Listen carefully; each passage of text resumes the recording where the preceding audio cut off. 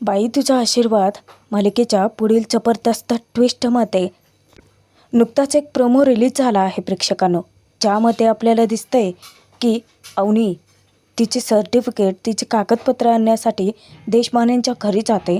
तेव्हा तिच्या डोळ्यादेखतच चंद्रकांत तिची सगळी कागदपत्र चालतात आणि तिथे जबरदस्त एंट्री घेतो, तो म्हणजे आपला राजा. पण अवनीला देशमानेंच्या घरी बोलवण्यासाठी अवनीची आई आणि चंद्रकांतचा एक जबरदस्त सापळा आहे बरं का प्रेक्षकांनो. हो, एक जबरदस्त प्लॅन आहे. अवनी तिथे जाते, चंद्रकांत त्याच्या डोळ्यादेखत सर्टिफिकेट चाळत असताना ऐनवेळी राजा कशा काय तिथे एंट्री घेतो, त्या सर्वांना धडा शिकवून सडेतोड उत्तर देऊन सन्मानाने तो अवनीला परत कसा घेऊन जातो, हे सगळं आपण या व्हिडिओमध्ये बघणार आहोत. त्यासाठी व्हिडिओ शेवटपर्यंत जरूर बघा प्रेक्षकांनो. आपण मागच्या व्हिडिओत पाहिलं होतं प्रेक्षकांनो, जे मी आधी मगाच अपलोड केले आहे, त्याच्यामध्ये की स्वातीकडून अवनीच्या आईला सर्व काही कळतं की अवनीला सर्टिफिकेट कागदपत्रांची गरज आहे आणि कोणत्याही परिस्थितीत ते तिला हवेच आहेत. म्हणून आता आई एक जबरदस्त प्लॅन आखते. आता दुसऱ्या दिवशी बघा, आई स्वातीकडे येते आणि अवनीला फोन लाव असं सांगते. स्वाती घाबरते आणि सांगते की अरे बापरे, पण महेशला हे समजलं तर तो खूप रागवेल की अवनीला मी फोन केला होता, तिच्याशी बोलले होते, त्याने आधीही माझं बोलणं ऐकलं आणि तो मला खूप ओरडला होता. पण आई ओरडते की मी सांगते ना तुला, फोन कर आणि तिला इथे लगेच निघून यायला सांग. स्वाती विचार करते की पण मी सांगितलं असं तर ती नक्की येईल का. आई तिला म्हणते की अगं तिने तुझ्याकडे सर्टिफिकेट मागितले होते ना, मग तिला सांग सर्टिफिकेट घ्यायला ये. स्वाती विचारते की आणि समजा ती आली तर. तेव्हा आई म्हणते की ती फक्त इथे आली पाहिजे. एकदा का ती इथे आली की ती इथून कुठेही जाऊ शकणार नाही. अगं तूच म्हणाले होतेस ना की तिला तिथे राहता येत नाही आहे, हॉस्टेल शोधते, एवढं कष्ट झेलते, त्रास सहन करते, मग तिला येते येऊ दे ना, आपण इथे ठेवून घेऊया आपल्यापाशी. स्वाती विचार करते की पण अवनी खरंच इथे राहील का, आणि जर राहायला नकार दिला तर. त्यावर आई भडकते आणि सांगते की अगं तू तिला इथे येऊ तर दे ना, इथे आल्यानंतर तिला इथे कसं थांबवायचं ते माझं काम आहे, तू आधी गुपचूप फोन कर बरं. स्वाती सांगते की मला भीती वाटते, महेश बाबा यांना कळलं तर. त्यावर आई सांगते की स्वाती तू आधी फोन लाव, त्यांच्याशी मी स्वतः बोलेन, तू आधी अवनीला इथे बोलावून तरी घे. आता स्वाती ठीक आहे म्हणून अवनीला फोन करते. तिकडे अवनी फोन रिसीव्ह करते आणि विचारते की काय झालं, सर्टिफिकेट काढली आहेत का. त्यावर आई खुणावते स्वातीला आणि फोन स्पीकरवर ठेवायला सांगते. आईने जशी पट्टी पडवली आहे, स्वाती अगदी अवनीला तसंच बोलते. अवनीला सांगते की मला सर्टिफिकेट पाठवता येणार नाही आहेत, तू इथे येऊन घेऊ शकतेस का. अवनी विचारते की घरी. तेव्हा समोरून आई खानाखुणा करून सांगत असते. स्वाती अचूक अवनीला तेच बोलते की नाही, तू एक काम कर, आधी तू इथे ये तरी, तू गावामध्ये आले ना की मला फोन कर, मी तुला तिथे कसंही करून सर्टिफिकेट आणून देईन. अवनी विचारते की काय, पण वहिनी तू आईकडून सर्टिफिकेट घेतली आहेत का. तेव्हा समोरून आता आई खुणा करते म्हटल्यानंतर स्वाती सांगते की हां घेतलेत ना, पण काय आहे ते मला बाहेर पाठवता येत नाही आहेत आणि कोणा दुसऱ्याच्या हातीही सोपवता येत नाही आहेत. तुझी डिग्री सर्टिफिकेट आहेत ना, आणि समजा कोणाकडून हरवली तर गहाळ झाली, अगं मोठी समस्या होऊ शकते. म्हणूनच सांगते की तू प्लीज स्वतः येऊन घेऊन जाशील का. बिचारी अवनी किती मनापासून आंधळा विश्वास टाकते तिच्यावरती. ती सांगते की ठीक आहे, मी आजच निघते. समोरून आई खानाखुणा करते म्हणून स्वाती सांगते की ठीक आहे तू ये. हां पण एक काम कर, राजाला अजिबात सोबत घेऊन येऊ नकोस. अवनी म्हणते की ठीक आहे, मी एकटीच येईन. बरं वहिनी, मी तिथे आल्यानंतर फोन करेन तुला. स्वाती ठीक आहे बोलते आणि फोन ठेवून देते. फोन ठेवण्याआधी अवनी तिचे मनापासून आभार मानते की घरातल्यांच्या नकळत तू माझी खूप मोठी मदत करते आहेस, तू माझ्यासाठी जे करतेस ते मी कधीच विसरणार नाही, थँक्यू. स्वाती सांगते की ठीक आहे, एवढं काय नाही. फोन ठेवल्यानंतर आई म्हणते की आता येऊच दे, आता बघते मी की अवनी इथून कुठे जाते. ती एकदा इथे आली ना की तिला कुठे जाऊच देणार नाही. आता आईशी फोनवर बोलून अवनी जेव्हा बाहेर येते तेव्हा यशोदाचं लक्ष जातं. तो विचारतो की काय झालं आहे का? नाही म्हणजे तुमचा चेहरा पडला आहे. त्यावर अवनी सांगते की वहिनीचा फोन आला होता. माझ्या नोकरीसाठीचे सर्टिफिकेट हवे होते ना, ते घेऊन जाण्यासाठी तिने फोन केला होता. म्हणजे तिने सगळे सर्टिफिकेट घेतलेत, फक्त आजच येऊन घेऊन जा असं म्हटली. मग मी जाऊ का? यशोदा विचार करतो की आजच जायचं आहे. तेव्हा अवनी सांगते की हो दादा, वहिनी माझ्याशी बोलते, हे घरात कोणालाही माहिती नाही आहे. सर्टिफिकेट हातात आल्या आल्या तिने मला देऊन टाकण्याचं ठरवलं आहे. सगळे ओरिजिनल डॉक्युमेंट आहेत ना, म्हणून तिने स्वतः मला येऊन घेऊन जायला सांगितले. म्हणजे मी घरी जाणार नाही आहे, तर ती बाहेर येऊन मला देणार आहे. मग मी जाऊन येते ना. पण का कोण जाणे, राजाला मात्र एक वेगळाच संशय येतो. यशोदा अवनीला पटकन सांगतो की ठीक आहे जा. राजा विचार करतो की ठीक आहे, मी तुमच्यासाठी गाडी बघतो. अवनी सांगते की नाही, मी एकटीच जाते, तू नको येऊस. राजा धक्क्याने विचारतो की का? मी आलो तर काय होणार आहे? त्यावर अवनी सांगते की नाही, तुला जर तिथे त्यांनी पाहिलं ना तर उगाचच चिडतील. उगाचच नको तो राडा, नको ती समस्या निर्माण होईल. त्यापेक्षा मी एकटीच जाऊन येते ना. यशोदा विचारतो की तुम्ही एकट्या जाणार आहात?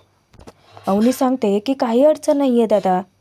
अहो इथून बस आहे ना, मी बसनेच जाते आणि घेऊन येते. पण राजा आता अवनीला ताकीद देतो की तुम्ही एकटीने जायची काहीही गरज नाही आहे, मी येतोय तुमच्यासोबत. अवनी यशोदाला सांगते की दादा, मला काही रस्ता नवीन आहे का? या आधी पण मी आले आहे ना इथे, मी जाऊन येते, मला काहीच अडचण नाही आहे. अवनी तयार होण्यासाठी आता रूममध्ये जाते. पण का कोण जाणे, राजाचं मन मात्र मानत नसतं. यशोदाला तो सांगतो की दादा एक मिनिट ऐक ना, म्हणजे मला हे सगळं काही ठीक वाटत नाही आहे. अचानक फोन करून सर्टिफिकेट न्यायला का बोलावतायत, तेही आजच्या आज. दादा नक्कीच यांचा काहीतरी प्लॅन दिसतोय. दादा मला असं वाटतं की आपण यांना एकटीला नको पाठवायला. यशोदा विचारतो की राजा, अरे काहीतरी काय विचार करतोयस? यात घरचे लोक आहेत, त्यांचा प्लॅन वगैरे काय? आणि त्या नको म्हणतायत ना तुला सोबत. त्यावर राजा म्हणतो की तेच तर दादा, अरे मला समजतच नाही आहे. आता मी त्यांच्यासोबत गेलो असतो तर नाही म्हणतायत, आणि भाड्याची कार जर त्यांच्यासाठी स्पेशली करायची तर आपल्या हातात तेवढे पैसे पण नाही आहेत. मग आपल्याला त्यांच्यासाठी दुसरा ड्रायव्हर बघावा लागेल, त्यात अजून कटकट होईल, त्या कितीतरी प्रश्न विचारत राहतील. मग यशोदा विचारतो की तू समजाव त्यांना. राजा सांगतो की नाही, त्यांनी आधीच मला नकार दिलाय, विनाकारण उगाचच वाद नको, त्यापेक्षा तू जा ना सोबत. यशोदा सांगतो की नाही रे राजा, आज माझं महत्त्वाचं काम आहे. अरे तिथे साईटवर काम आहे, इंजिनियर पण येणार आहेत, तिथे माझं असणं जास्त गरजेचं आहे. मग ते दोघेही मिळून ठरवतात की आता धन्याला सोबत लावायचं. तसं पण धन्या सांगतो की अरे मला काय काम आहे, आज तर तसंही माझ्या कॉलेजला सुट्टी आहे, मी जाऊन येतो वहिनीसोबत. इतक्यात अवनी तयार होऊन येते.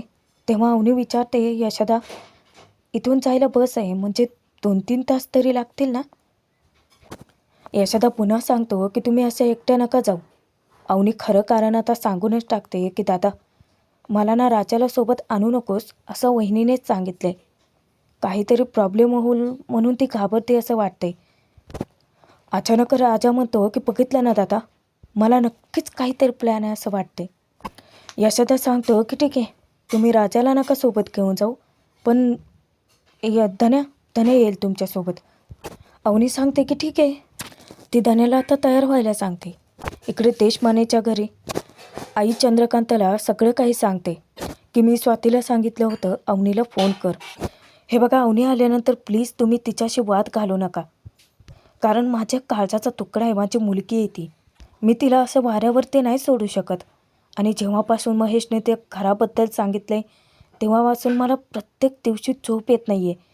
मला खूप भीती वाटते की तिला काहीतरी होईल की काय. आणि त्यातच स्वातीला तिने फोन करून हॉस्टेलमध्ये राहणार असल्याचं सांगितले. चंद्रकांत विचारतात की काय, पण यात मी काय करू? तिच्या आयुष्याचे निर्णय मी थोडेच घेतलेत, तिने स्वतः ते रस्ते निवडलेत. जे झालं ते झालं, आता पुढे काय करायचं ते बोलूयात. म्हणजे तुम्ही तिला सर्टिफिकेट देण्यासाठी इथे बोलावलं आहे तर? महेश अचानकच विचारतो की काय ते इथे येते, पण ती खरंच येणार आहे का? आणि ती इथे आली तर ठीक आहे, पण तिला इथे ठेवायची जबाबदारी फक्त तुझी असेल आई. आई ओरडते की तुझे बाबा माझ्यासोबत आहेत. तुम्ही तुमचा अहंकार प्लीज बाजूला ठेवा आणि विचार करा फक्त की ते आपली मुलगी आहे. फक्त अवनीला इथे येऊ द्या.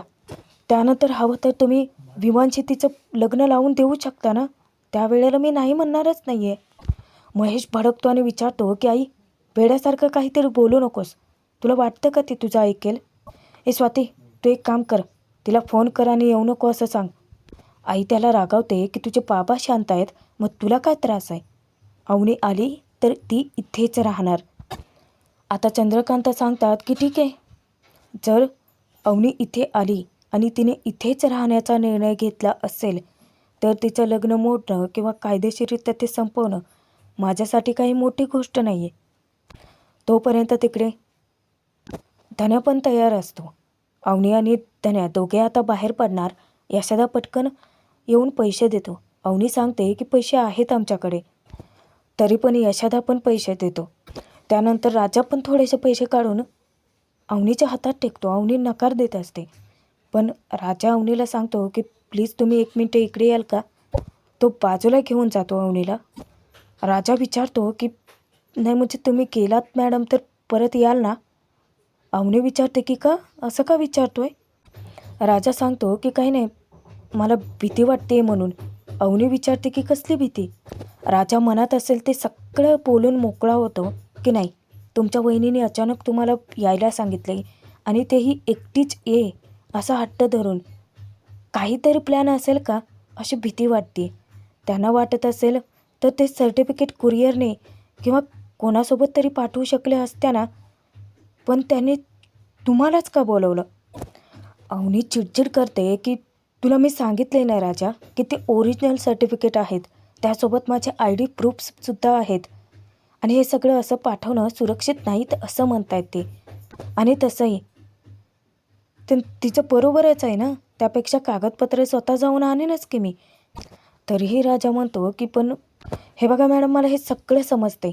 तुमच्या वहिनीने तुमच्याशी फोनवर बोलून तुम्हाला इथेच थांबायला सांगितलं तर, आणि तुम्ही खरंच तिथे थांबाल म्हणजे चुकीचं समजू नका, पण भीती वाटते म्हणून विचारतोय. अवनी सांगते की राजा, तू वेडा आहेस का? तुझ्या लक्षात येत नाही का की सर्टिफिकेट मागण्याचं कारण मला नोकरीसाठी आहे आणि मी तिथे राहून काय करणार आहे? राजा म्हणतो की नाही ते बरोबरच आहे, पण तेव्हा अवनी त्याचा गैरसमज झाला असेल किंवा त्याला भीती वाटते, ती दूर करण्याचा प्रयत्न करते की हे बघ, सर्वात महत्त्वाचं म्हणजे माझा स्वाती वहिनीवरती पूर्ण विश्वास आहे. जर कोणी ये म्हणून सांगितलं असतं तर मी विश्वास ठेवला नसता कदाचित, पण वहिनींनीच यायला सांगितलं आहे, त्यामुळे काळजी करण्याचं काहीच कारण नाही आहे. मी जाऊन परत येते. राजाची काहीच हरकत नसते. अवनी जेव्हा येते तेव्हा यशोदा काळजी करत असतो. अवनीला सांगतो की नीट सांभाळून जा आणि मी ऑटोवाल्याला बोलवलं आहे, तो बाहेर येऊन थांबेलच, तुम्ही जा, सांभाळून जायला सांगतात. फायनली अवनी आणि धन्या दोघेही घराबाहेर पडतातच. आता काही वेळानंतर राजा हा पाण्याच्या गॅरेजवरती जातो. त्याला बघून आता पाण्याला जरा नवलच वाटतं. तो संभ्याला जेवला का वगैरे हे सगळं विचारपूस करतो. आता राजाला चहा प्यावासा वाटतो. संभ्याला तो चहा आणायला सांगतो. पाने संशयाने विचारतो की काय रे राजा, आज अचानक कसं काय आलायस इकडे? नाही म्हणजे तू कधी इकडे येत नाही ना? राजा सांगतो की अरे काय नाही, अवनी मॅडम त्यांच्या घरी गेलेत ना, म्हणजे असं वाटतंय की जर त्या परत आल्याच नाही तर मी काय करू? पाण्या त्याला ओरडतो की कोल्हे, मला सतत सांगत असतो निगेटिव्ह बोल नको, निगेटिव्ह बोल नको, तू काय करतोय? तुझ्या लक्षात येते का रे, ती परत काय येणार नाही? तिच्या वडील हॉस्पिटलमध्ये असताना सुद्धा ती आपल्या घरी परत आले होते, मग आता का नाही येणार? राजा सांगतो की मला काही सुचत नाही आहे, भीती वाटते. पाण्या विचारतो की काय रे, तुम्ही प्रेम करून लग्न केलं ना, मग असं कसं काय वाटू शकतो तुला? राजा मनातली भीती बोलून दाखवतो की आधीच तिचे बाबा इतकं टोकाचं पाऊल उचलण्यापर्यंत गेले होते. आता जर काही नाटक करून त्यांनी तिला तिथं थांबायला सांगितलं तर मला अजूनही त्यांच्या कुटुंबावर संशय येतोय. अचानक त्यांनी सर्टिफिकेटसाठी फोन करून त्यांना बोलवले. काहीतरी गडबड वाटते पाण्या मला. पाण्या आता राजाला ओरडतो की तिच्या घरी काहीतरी बोलून ती लोक तिला थांबवतील. असा विचार कसा काय करू शकतोस रे तू? नाही म्हणजे तुझ्या वहिनीवरती विश्वास कमी आहे का? अरे तुझ्यासाठी सगळं काही सोडून आलेली मुलगी आहे ती. तिथे कशी काय थांबेल ती? आणि तसं पण आपला धन्या गेलाय ना बरोबर. काय गडबड असेल तर करेल की फोन तो आपल्याला.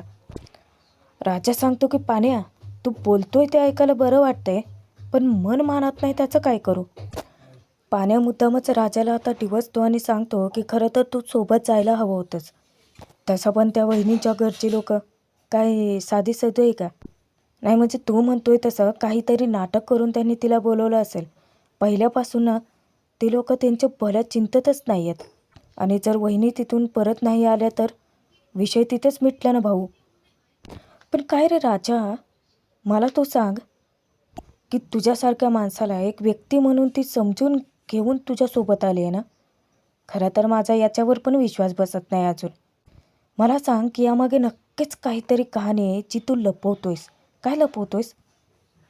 आता राजा ओरडतो की ए पाण्या, आता उगाचच लय निगेटिव्ह बोलू नकोस हां. काय तर लपवतोय म्हणे, तोंड बंद कर. पाण्या तुला सांगतो, तुझं हे निगेटिव्ह वाक्य जर खरं झालं ना तर मी तुला मारून टाकेन ना. त्यावर पाण्या पण त्याच्यावरती चिडतो की कोल्हे, तू मारायला काय मी तुला बघत बसणार आहे का? आणि तसं पण आल्यापासून तूच तुणतुणं लावलं ना की वहिनी परत येणारच नाही. तुलाच भीती वाटते.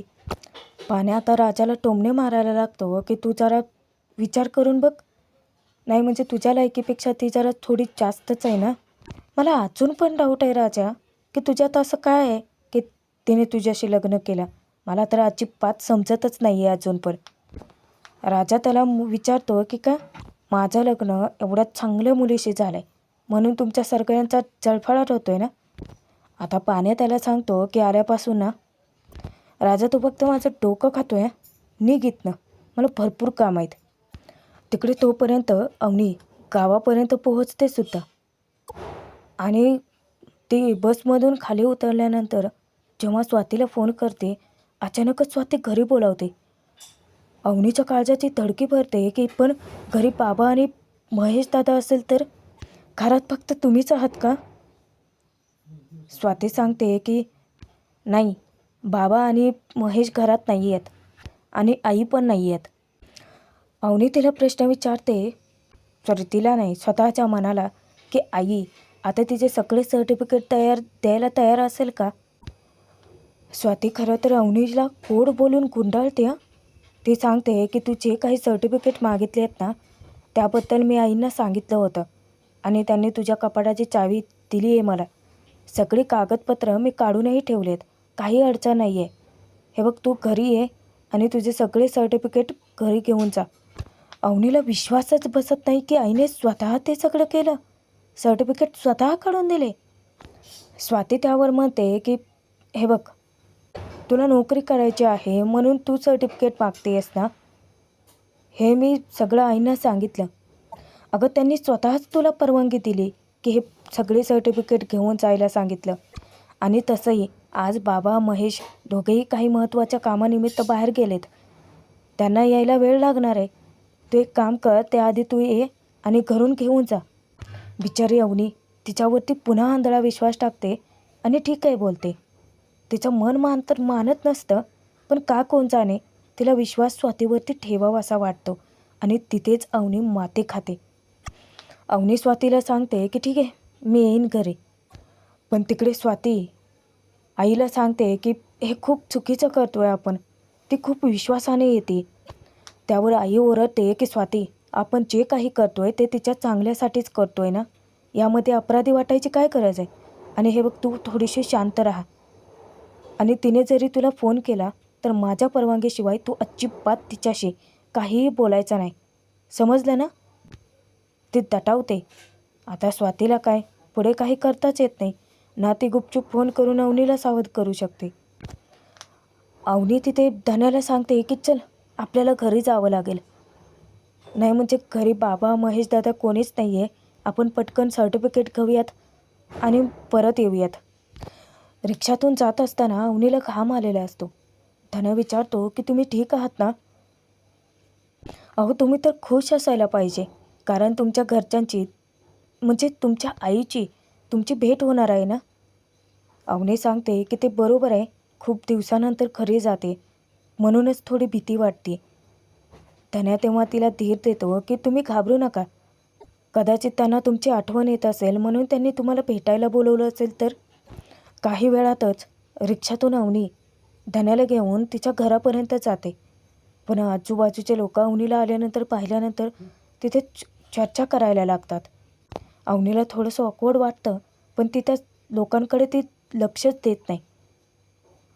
तिथे आल्यानंतर धन्या विचारतो की हे तुमचं घर आहे? भारी आहे. अवनी हसते आणि सांगते की हो चल जाऊयात आत. अवनी धन्याला घेऊन जाते. तिथे समोरच आई असते. आईला पाहिल्यानंतर अवनीच्या काळजात पुन्हा धडकी पडते. आईला समोर पाहिल्यानंतर तिच्या डोळ्यात आनंदाश्रूही दाटून येतात. कित्येक दिवसानंतर ती तिचं घर, तिची आईला बघते. सोबतच आता धन्या आलेला असतो आणि आई चक्क अचानक भडकते. अवनीला सांगते की तुझ्यासोबत जो कोणी आले. अवनीला वाईट वाटतं. अवनी समजावण्याचा प्रयत्न करते की आई अगं, पण धनू सांगतो की काही हरकत नाही वहिनी, मी जाऊन थांबतो बाहेर. त्याला काहीही वाईट वाटत नाही. त्यानंतर स्वाती आई दोघेही अवनीला घरात घेऊन जातात. पण सगळ्यात मोठा ट्विस्ट येतो आता, कारण समोर तिचे बाबा असतात. चंद्रकांत, महेश घरातच थांबलेले असतात. अवनीशी स्वाती खोटं बोलली, तिचा विश्वासघात केला. अवनीला इतका मोठा धक्का बसलेला असतो. चंद्रकांतला पाहून तिच्या पायाखालची जमीनच हादरते. अवनी हिम्मत करून आता चंद्रकांतच्या समोर जाते. त्याच्या तब्येतीबद्दल चौकशी करते.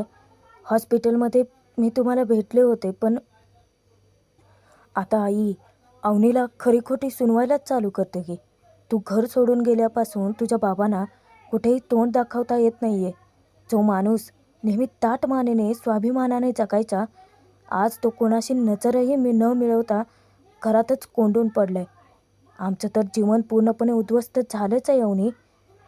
तू एका दिवसात आमचं सगळं काही संपवून निघून गेलीस. त्यावर अवनी सांगते की आई प्लीज मला समजून घे, माझ्याकडे कुठलाही दुसरा मार्ग नव्हता. मी तुम्हा सगळ्यांना कितीतरी वेळा सांगितलं होतं की मला हे लग्न करायचं नाही आहे. तुम्ही माझं ऐकलंत का? तुम्ही आता मला घरी परत बोलवाल आणि माझ्यासोबत शांतपणे बसाल, बोलाल असं मला वाटलं होतं. हे सगळं मला एका स्वप्नासारखं वाटत आहे. मी जे काही केलं त्याबद्दल मला माफ कराय, पण माझ्याकडे खरंच दुसरा कुठलाच पर्याय नव्हता, म्हणून मी हे पाऊल उचललं. आता मध्येच महेश अवनीवरती ओरडतो की तुला तुझ्या चुकीची जाणीव झाली आहे म्हणून आली आहेस ना इथे.